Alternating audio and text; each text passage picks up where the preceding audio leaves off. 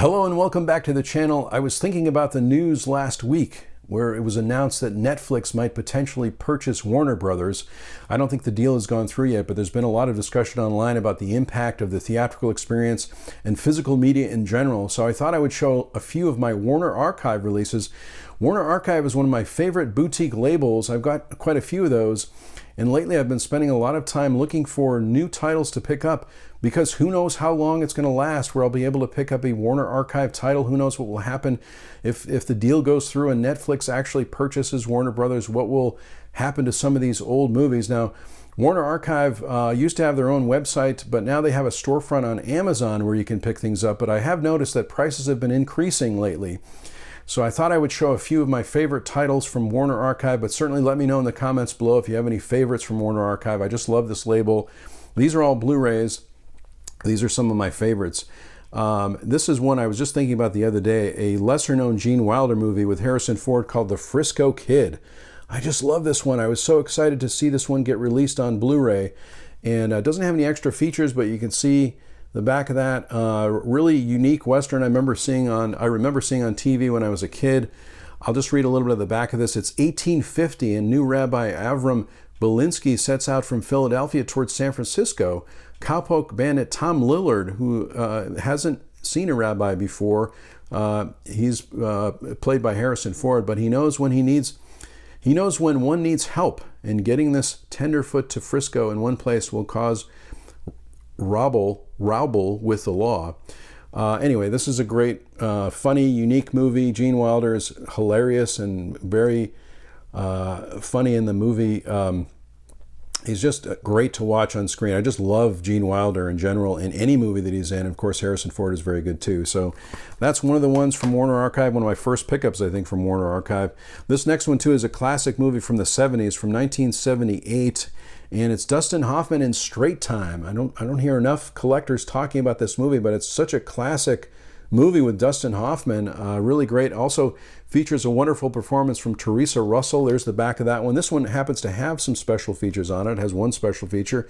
Commentary by Dustin Hoffman and director Ulu Grossbart. Ulu Grossbart, of course, also one of my favorite directors.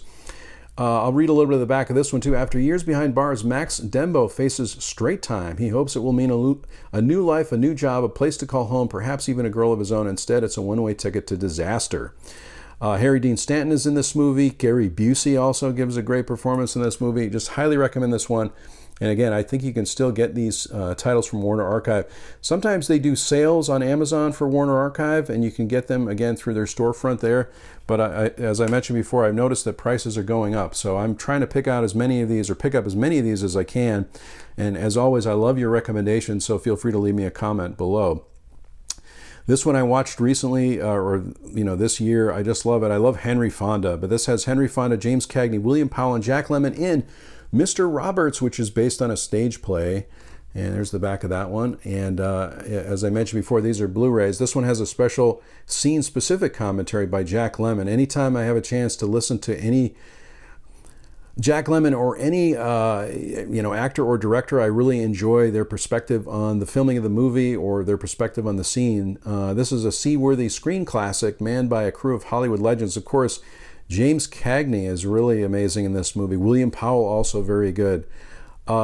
Henry Fonda's reprise of his Tony-winning Broadway role returned him to movies after 7 years away. Jack Lemmon won his first Academy Award as hapless, lecherous Ensign Pulver. James Cagney's petty, scrappy captain makes a fierce adversary. In his final film, William Powell makes world-weary Doc a sage for the ages. And this is a great film. I love I love all the performers, but certainly Henry Fonda, amazing in this movie. And another one from Warner Archive. We just went through the Halloween season. Of course, I love the updated version of this, but this is the original Howard Hawks production of The Thing. The Thing from Another World. Look at that cover. I just love the cover of this one as well. Another Blu-ray, and there's the back of that one. So this is the original Howard Hawks film. I think most everybody knows the story of The Thing, but of course John Carpenter has the great 1982 remake of this, but you can get this from Warner Archive on Blu-ray, and just an amazing artifact of history, of film history. These movies also, I believe you can still get this collection. This is a Warner Archive collection, but I do have the first of these, and then they came out with this collection. Warner Archive has been doing this a lot lately too, where they have a collection of films, and you can find, I think, quite a few performers that they've collected into 4 or 5 movie sets.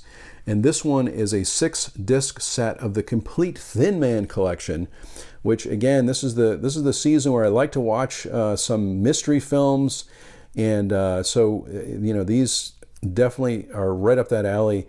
And I just love these movies. Love the first one in particular. This 6-disc set has been meticulously remastered and restored for Blu-ray from 4K scans of the best surviving elements. Additionally, the collection contains vintage short subjects and animated cartoons to help recreate the way these films were first presented in theaters upon their release. So these have, I believe this is the complete Thin Man collection too. So a lot of these films, who knows if these films are going to be available anymore, especially with the news, as I mentioned, that Netflix is planning to purchase Warner Brothers. Who knows where these films will be, where you can see them. That's why I highly recommend picking up physical media now, for films that you like or films that you might like to watch in the future, because these may not even be available at some point. So one of the greatest collections out there. This next one is, I don't hear a lot of people talking about this one either. It's another Warner Archive release, Gene Hackman and Al Pacino in Scarecrow. This is another film from 1973. If you are familiar with the channel, you know how much I love films of the 70s, and this happens to be one of my favorites. You really see the chemistry between Gene Hackman and Al Pacino, really interesting characters there. This one does not have any extra feature. Well, this one has, a vintage featurette on the road with Scarecrow and a theatrical trailer. I'll read a little bit of the back of this one. Just out of jail after serving time on an assault rap, Max, played by Gene Hackman, is headed for Pittsburgh to open a deluxe car wash. Boy, that does sound like the 70s. Back from 5 years at sea, Lion Al Pacino wants to hit Detroit and visit the child he's never seen. The dreams may not be glorious, but you'll want Max and Lion to fulfill them, because Scarecrow, co-winner of the 1973 Cannes Film Festival Grand Prize, has a heart as big as the cross-country journey. So this is, again, a nice little road picture with Gene Hackman and Al Pacino, two of my favorite performers. And I just love this film, and I don't hear enough collectors maybe talking about this one, but it's really, really well done. I could have picked so many films for today's video also, but this is one where I regularly go back to these older films, and I've talked about older films on the channel before, but this is certainly one of my favorites. This is a film from 1933. It's called Gold Diggers of 1933. Hopefully there'll be more of these on physical media. I know that Warner Archive came out with some DVDs of these releases, but this is one that they've upgraded to Blu-ray. I just love these movies. They're very interesting to watch, and as I mentioned before, a part of film history to pick these up. I don't know if you can really see these. I know you can get digital copies of these, but who knows what will happen again with HBO Max and Netflix. And I don't think you can see this movie on Netflix, as an example. So Gold Diggers of 1933, I don't believe it's available on Netflix.